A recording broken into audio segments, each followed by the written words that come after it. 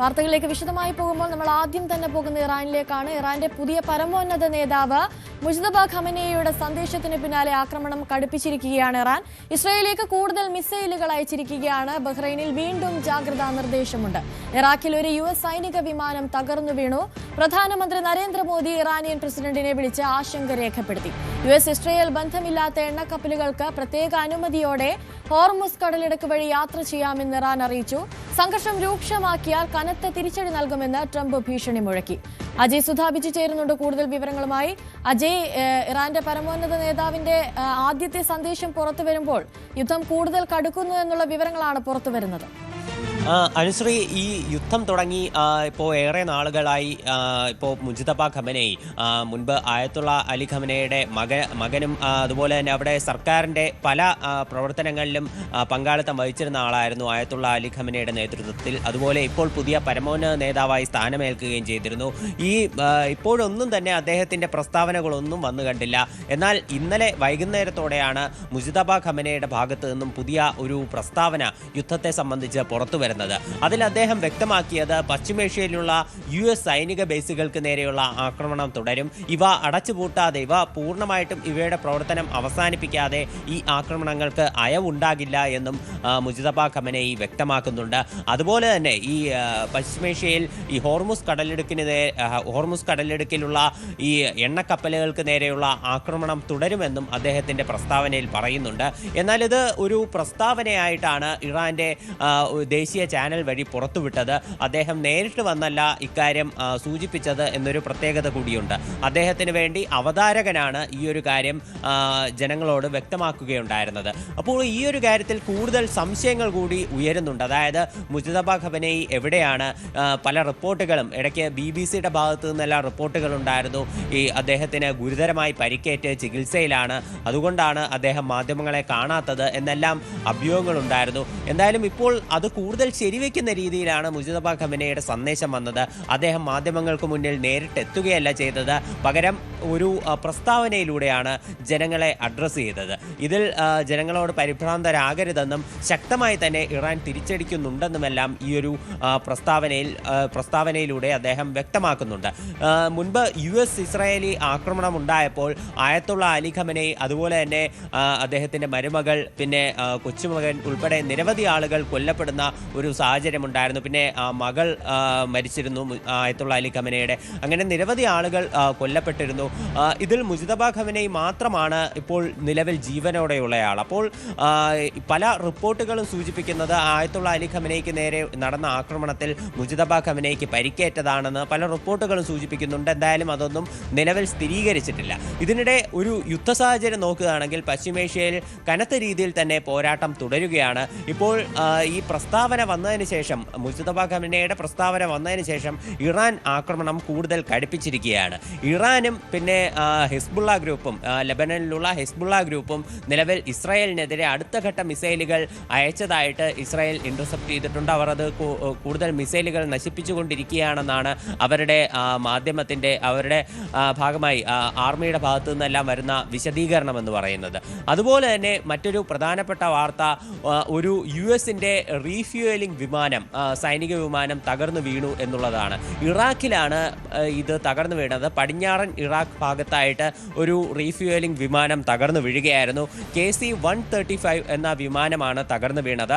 2 വിമാനങ്ങൾ റീഫ്യൂവലിംഗിന് വേണ്ടി ഇതുവഴി സഞ്ചരിക്കുന്നുണ്ടായിരുന്നു. അതിൽ ഒരു വിമാനം സുരക്ഷിതമായി ഇറാഖിൽ ലാൻഡ് ചെയ്തു. മറ്റൊരു വിമാനമാണ് ഇത്തരത്തിൽ തകർന്നു വീഴുന്ന സ്ഥിതിയുണ്ടായത്. US വ്യക്തമാക്കിയത് ഇത് സാങ്കേതിക തകരാർ കാരണം തകർന്നു വീഴുകയായിരുന്നു എന്നാണ് US വ്യക്തമാക്കിയത്. എന്നാൽ ഇറാഖിലുള്ള ഒരു സായുധ ഗ്രൂപ്പ് അതിൻ്റെ ഉത്തരവാദിത്തം ഏറ്റെടുത്തിട്ടുണ്ട്.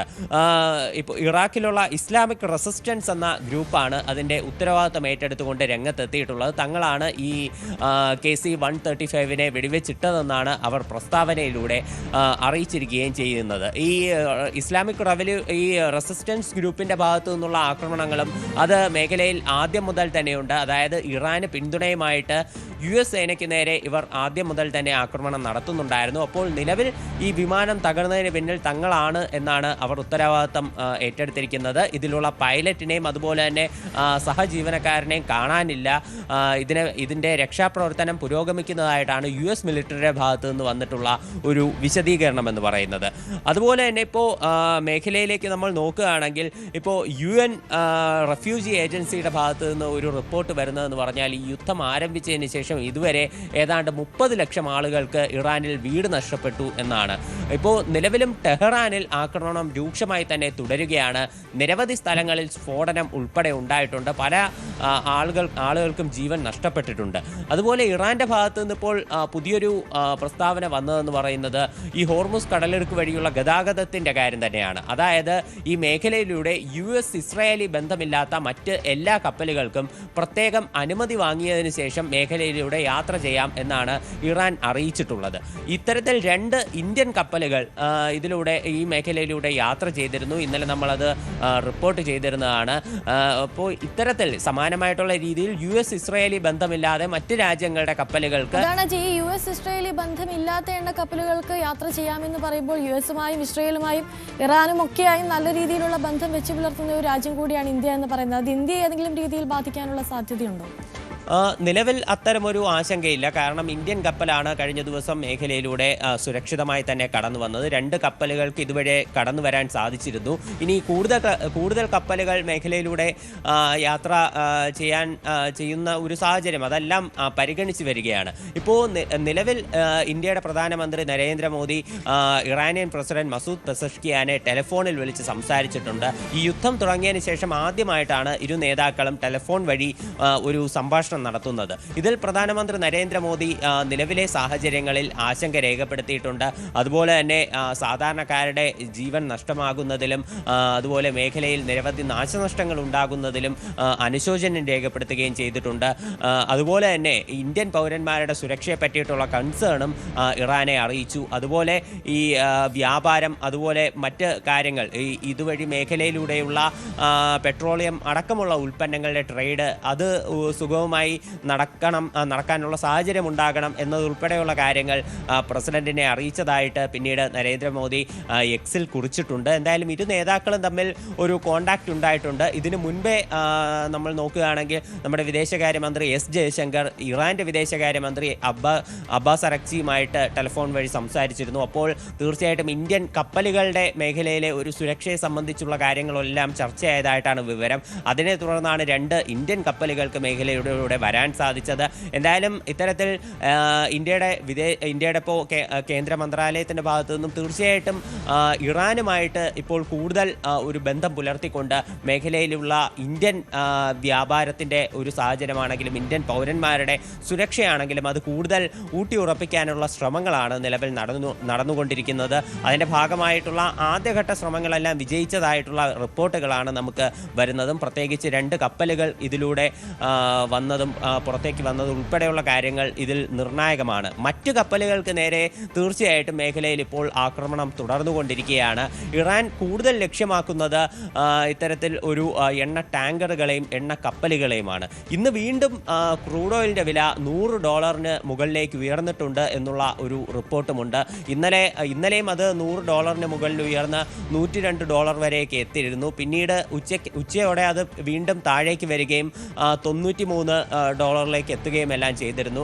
എന്നാൽ ഇതും വലിയൊരു വർധനവ് തന്നെയാണ്. യുദ്ധം തുടങ്ങിയതിന് ശേഷം ഇപ്പോൾ ഇന്നേ വരെ ഏതാണ്ട് 38 മുതൽ 42 വരെ % വർധനവാണ് ക്രൂഡ് ഓയിലിനുണ്ടായത്. ഇത് വലിയൊരു വർധനവാണ്. അപ്പോൾ ഈ സാഹചര്യത്തിൽ US മറ്റൊരു ഉത്തരവിറക്കിയിട്ടുണ്ട്. US നിരവധി രാജ്യങ്ങൾക്ക് മേൽ ഈ റഷ്യൻ എണ്ണ വാങ്ങുന്നതിൽ ഉപരോധം കൽപ്പിച്ചിരുന്നു. പ്രധാനമായിട്ടും ഏഷ്യൻ രാജ്യങ്ങൾക്കും യൂറോപ്യൻ രാജ്യങ്ങളെയും എല്ലാം ഇതിൽ നിന്ന് വിലക്കിയിരുന്നു.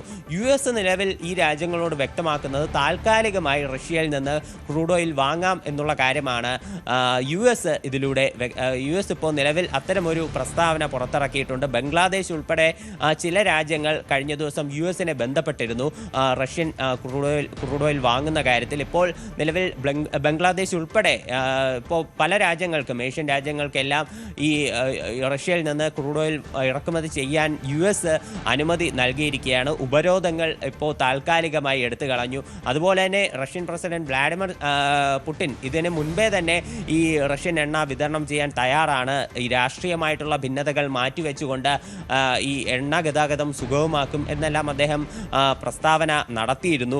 അതുപോലെ തന്നെ ഇപ്പോൾ നിലവിൽ 12 ഹ്യൂമൻ റൈറ്റ്സ് സംഘടനകൾ ഇസ്രായേലിൻ്റെയും അതുപോലെ തന്നെ US-ൻ്റെയും മേഖലയിലുള്ള ആക്രമണങ്ങളെ അപലപിച്ചുകൊണ്ട് രംഗത്തെത്തിയിട്ടുണ്ട്. ഇറാന് നേരെ നടക്കുന്നത് ക്രൂരമായ അധിനിവേശമാണ് എന്നുൾപ്പെടെ ഇവർ വ്യക്തമാക്കുന്നു. 12 UN ഹ്യൂമൻ റൈറ്റ്സ് സംഘടനകളാണ് ഇത്തരമൊരു പ്രസ്താവന നിലവിൽ പുറത്തുവിടുന്ന സാഹചര്യം ഉൾപ്പെടെ ഉണ്ടായത്. അജയ്, മറ്റൊരു കാര്യം എന്ന് പറയുന്നത് ഈ ഇറാൻ സർക്കാർ ഉടൻ ഒന്നും നിലം പതിക്കില്ല എന്നൊരു US റിപ്പോർട്ട് കൂടി പുറത്തു വന്നിട്ടുണ്ട്. അതിൽ പ്രധാനമായി പറയുന്നത് ഇറാൻ ഭരണകൂടത്തിൽ ഇതുവരെ ഒരു വിള്ളൽ ഏറ്റിട്ടില്ല എന്നുള്ളതാണ്. കഴിഞ്ഞ ദിവസം ട്രംപ് ഒരു പ്രസ്താവന ഇറക്കിയിരുന്നു, ഇനിയും ഇറാനിൽ കുറച്ച് കാര്യങ്ങൾ കൂടി ചെയ്ത് തീർക്കാനുണ്ട് എന്ന്. അതിന് പിന്നാലെയാണ് ഈ റിപ്പോർട്ട് കൂടി പുറത്തു വരുന്നത്. ഈ യുദ്ധം അടുത്ത കാലത്തൊന്നും അവസാനിപ്പിക്കാനുള്ള ഒരു നീക്കം ട്രംപിന്റെ ഭാഗത്തു നിന്നും ഉണ്ടാകില്ല എന്നൊരു സൂചന കൂടിയല്ലേ ഇത് നൽകുന്നത്?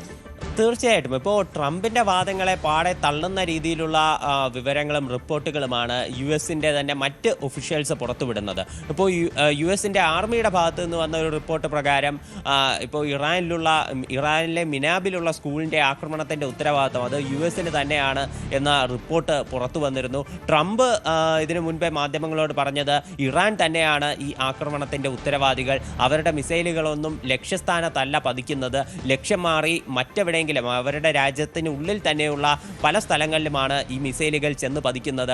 അതുകൊണ്ട് തന്നെ ഇറാനാണ് ഈ ഒരു ആക്രമണത്തിൻ്റെ ഉത്തരവാദി എന്ന് ട്രംപ് പറഞ്ഞിരുന്നു. എന്നാൽ ട്രംപിൻ്റെ വാദങ്ങളെ പാടെ തെറ്റിക്കുന്ന രീതിയിലാണ് US ആർമിയുടെ ഭാഗത്ത് നിന്ന് ഈ റിപ്പോർട്ട് വരുന്നത്. സമാനമായിട്ടുള്ള ഒരു സാഹചര്യം തന്നെയാണ് അനുശ്രീ ഇപ്പോൾ സൂചിപ്പിച്ചത്. അതായത് അവിടെ ഇറാനുള്ളിൽ കുറച്ച് കാര്യങ്ങൾ കൂടി ചെയ്തു തീർക്കാനുണ്ട് എന്നുൾപ്പെടെ ട്രംപ് പറയുന്നു. അവിടെ ഇനിയും US സേനയുടെ സാന്നിധ്യം തുടരുമെന്ന് അദ്ദേഹം പറയുന്നു. അപ്പോൾ ഇതിലൂടെയെല്ലാം ട്രംപ് ഉദ്ദേശിക്കുന്നത് അവിടെ ഈ പൂർണ്ണമായിട്ടും ഒരു ഭരണമാറ്റം കൊണ്ടുവരും, ആയത്തുള്ള അലി ഖമനയുടെ പിന്തുടർച്ച അവകാശികളായിട്ടുള്ള ആരെയും വച്ചു പൊറപ്പിക്കില്ല എന്ന് തന്നെയാണ് ട്രംപ് വ്യക്തമാക്കിയിരുന്നത്. എന്നാൽ ഇപ്പോൾ US-ൻ്റെ തന്നെ ഒരു ഇൻ്റലിജൻസ് റിപ്പോർട്ട് വരുന്നത് അവിടെ ഈ നിലവിലുള്ള ഭരണകൂടത്തെ താഴെ ഇറക്കാൻ സാധിക്കില്ല എന്നുള്ള റിപ്പോർട്ടുകൾ വരുന്നു. അത് തീർച്ചയായിട്ടും നമുക്ക് പല വീഡിയോകളും അതുപോലെ തന്നെ ഇറാനുള്ളിൽ നിന്ന് വരുന്ന ന്യൂസ് റിപ്പോർട്ടുകളും കാണുമ്പോൾ ഒരു സാധാരണക്കാരനായിട്ടുള്ള ആൾക്ക് കോമൺ സെൻസ് വഴി ഊഹിക്കാൻ സാധിക്കുന്ന കാര്യങ്ങൾ തന്നെയാണ്. കാര്യം ഇപ്പോൾ നിരവധി ആളുകൾ അവിടെ സർക്കാരിനെതിരെ പ്രതിഷേധങ്ങൾ നടക്കുന്നുവെങ്കിലും യാഥാസ്ഥിതികരായിട്ടുള്ള ഒരു വലിയ സമൂഹം ഇറാനുള്ളിൽ ഇപ്പോഴുമുണ്ട്. അതുപോലെ തന്നെ അവിടുത്തെ പോലീസ് സംവിധാനം അത് വളരെ ശക്തമാണ്. അവിടുത്തെ ഇറാനിയൻ പോലീസ് ഇടയ്ക്ക് പ്രതിഷേധക്കാർക്കൊരു മുന്നറിയിപ്പ് നൽകിയിരുന്നു.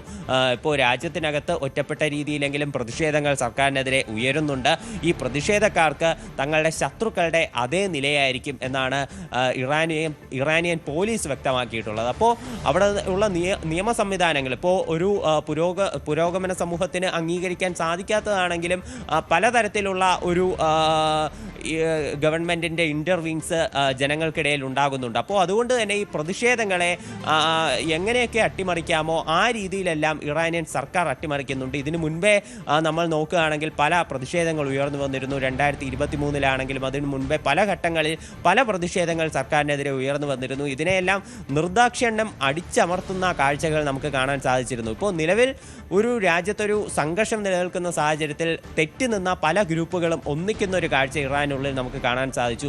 ഷിയ ഗ്രൂപ്പും സുന്നി ഗ്രൂപ്പും രാജ്യത്തെ 2 ചേരികളിലായിട്ടാണ് നിന്നിരുന്നത്. അവർ ഒന്നിച്ചു ഒരു പ്രസ്താവന ഇറക്കുന്നു. അപ്പോൾ ഇത്തരത്തിൽ പല ഗ്രൂപ്പുകളും ഒന്നിച്ചുകൊണ്ട് ഈ രാജ്യങ്ങൾക്കെതിരെ യുദ്ധം ചെയ്യുന്നത് നമുക്ക് കാണാൻ സാധിക്കും. അതിനിടയിൽ പ്രതിഷേധക്കാർ പലപ്പോഴും ഒറ്റപ്പെട്ടു പോകുന്ന കാഴ്ചയും ഇറാനുള്ളിൽ നിലവിൽ ഇപ്പോൾ നമുക്ക് വളരെ കാര്യമായിട്ട് തന്നെ നമുക്ക് അവിടെ നിന്നുള്ള റിപ്പോർട്ടുകളിൽ അത് കാണാനാകുന്നതാണ്. അപ്പോൾ ഈ സാഹചര്യത്തിൽ കൂടിയാണ് US ഇൻ്റലിജൻസിൻ്റെ ഭാഗത്തു നിന്നുള്ള റിപ്പോർട്ടുകൾ. എന്തായാലും ഇപ്പോൾ നിലവിലെ സാഹചര്യത്തിൽ അത്തരമൊരു കാര്യം നമുക്ക് പ്രതീക്ഷിക്കാനാകില്ല. അതുപോലെ തന്നെയാണ് ലെബനിലെ സാഹചര്യം. ലെബനനിൽ ഇസ്രായേൽ കടുത്ത ആക്രമണം തന്നെ നടത്തിക്കൊണ്ടിരിക്കുകയാണ്. ഇപ്പോൾ ഇറാനുള്ളിലെ ടെഹ്റാനിലടക്കമുള്ള ആക്രമണങ്ങൾക്ക് പുറമെയാണ് ലെബനനകത്തുള്ള ആക്രമണം. ലെബൻ്റെ പല ഭാഗങ്ങളിലേക്കും ഇസ്രായേൽ നേരിട്ടെത്തിയാണ് ഈ ആക്രമണം നടത്തുന്നത്. തെക്കൻ ലെബനനിൽ വെച്ച് ഈ ഹിസ്ബുള്ള ഗ്രൂപ്പ് അംഗങ്ങളും അതുപോലെ തന്നെ ഈ ഇസ്രായേലി സൈനികരും തമ്മിൽ നേരിട്ട് ഏറ്റുമുട്ടുന്ന സ്ഥിതി ഉണ്ടായിരുന്നു. ഇപ്പോൾ ഏറ്റവും പുതുതായിട്ട് ഇറാൻ ഈ വീണ്ടും ബെയ്റൂട്ടിൽ അവിടെ ലെബനന്റെ തലസ്ഥാനമായിട്ടുള്ള ബെയ്റൂട്ടിൽ പല ഭാഗത്തു നിന്നും ജനങ്ങൾ ഒഴിയണമെന്ന് ആവശ്യപ്പെട്ടുകൊണ്ട് പുതിയൊരു ഉത്തരവ് പുറപ്പെടുവിച്ചിട്ടുണ്ട്. മേഖലയിലടക്കം ഇപ്പോൾ നിരവധി ആക്രമണങ്ങളാണ് അവർ നടത്തിക്കൊണ്ടിരിക്കുന്നത്. ഇപ്പോൾ ഇതിനിടെ ഖത്തർ വിദേശകാര്യ മന്ത്രാലയം ലെബനനിൽ ഇസ്രായേൽ നടത്തിക്കൊണ്ടിരിക്കുന്ന ആക്രമണങ്ങളെ അപലപിച്ചുകൊണ്ട് രംഗത്തെത്തുകയും ചെയ്തിട്ടുണ്ട്. അപ്പോൾ അവിടെയും മരണസംഖ്യ നിലവിൽ ഉയർന്നുകൊണ്ടിരിക്കുന്ന ഒരു സാഹചര്യമുണ്ട്. 600-ന് മുകളിൽ മരണസംഖ്യ ഉയർന്നതായിട്ടാണ് നിലവിലുള്ള റിപ്പോർട്ടുകൾ സൂചിപ്പിക്കുന്നത്. എന്തായാലും സംഘർഷം അതിരൂക്ഷമായി തന്നെ മേഖലയിൽ തുടരുകയാണ്. ശരി, അജയ് സുധാ ബിജുവാണ് കൂടുതൽ വിവരങ്ങൾ നൽകിയത്.